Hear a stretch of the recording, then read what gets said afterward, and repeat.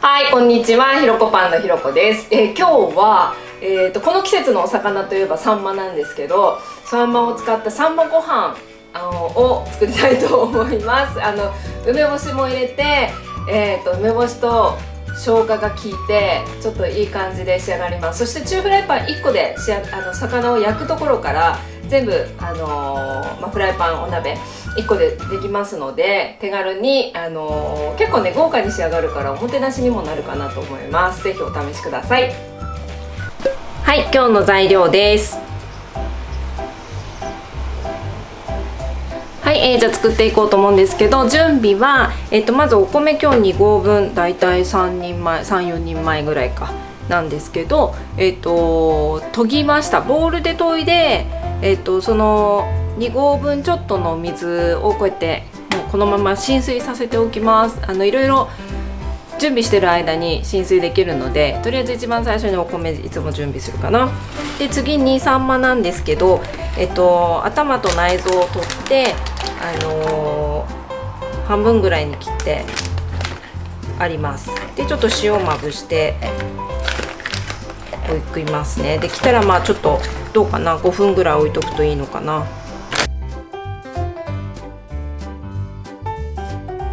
はい、じゃあこれでちょっと置いときます。はい、そしたら5分ぐらい経ったので、ちょっとキッチンペーパーとかでサンマの水分少し出てくるから拭いてあります。で、中フライパンにクッキングシートをこうやって敷きました。でちょっと8で予熱して、焼いていきます。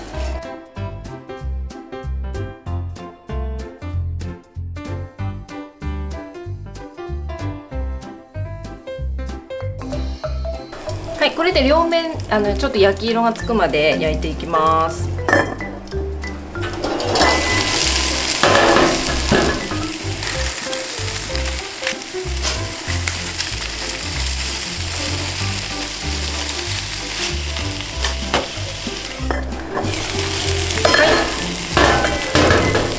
OK です。だいたいひっくり返して、3分2分ぐらいで焼け目がつければそれでいいので、取り出しておきます。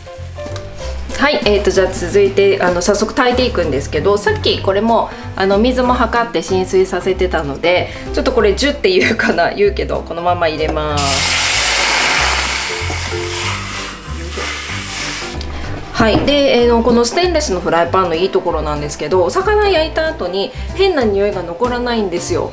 クッキングシートで焼くとすごい香りが残らないし、変な、魚の焼いた魚臭さ変な感じで残らないっていうのがすごく、あと、ステンレスなんで衛生的っていうことと、香りと衛生的な部分とすごくいいなと思って、私のお気に入りポイントの一つです。そのまま焼いたフライパンで今から炊いていくので、はい、でそこに調味料が醤油が大さじ1、みりんも大さじ1、はい、ちょっと混ぜます。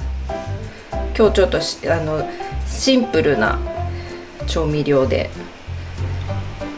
はい、でここに生姜1かけ分っていうかな。はい、そしてこれ梅干しの種を除いた部分4個分のけます。これ自家製の梅干しで今年あれなんですよ、蜂蜜漬けにしたんで、すっごく美味しく仕上がった梅干し贅沢に、はい、入れてみました。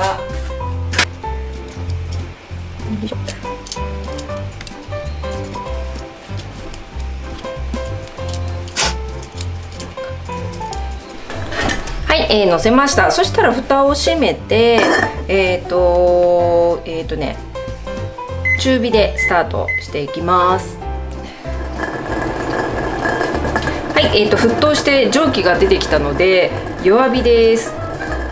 ちょっと蒸気が出てきてから少し10秒ぐらいね、こうやって待っても、このぐらいファーってなってきたらあれだけど、少しカタカタ言ってすぐに下げるんじゃなくて、ちょっと我慢してこう出るくらいまで我慢して、それから2に下げて、今日2合なんで10分炊いていきたいと思います。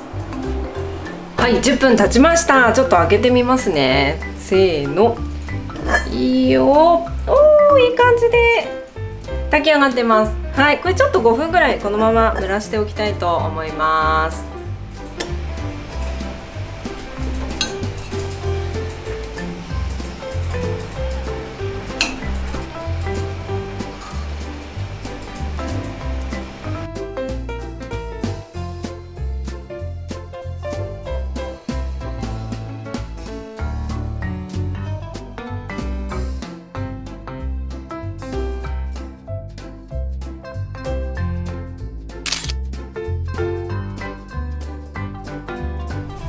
はい、サンマご飯が出来上がりました。ちょっと梅も入ってるからなんか食欲そそる感じですよね。いただきます。ほぐしてこう混ぜ込んでしまってもいいし、上に乗せてもいいですし、お好みでやってみてください。いただきます。お、うん、おいしい。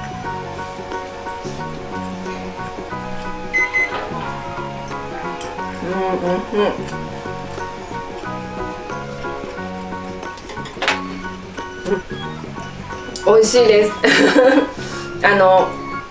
フライパン一つでねクッキングシート引いてそうするとこういう青魚を簡単に焼くことができるし、でそのままクッキングシートをこう取って魚臭さが残らないので変な魚臭さがどっちみち後からまたサンマ入れて一緒に炊くので魚の香り、サンマのいい香りはするんですけどもそういう形で1個のフライパンで全部できちゃうのでこれめちゃくちゃ簡単ですよね。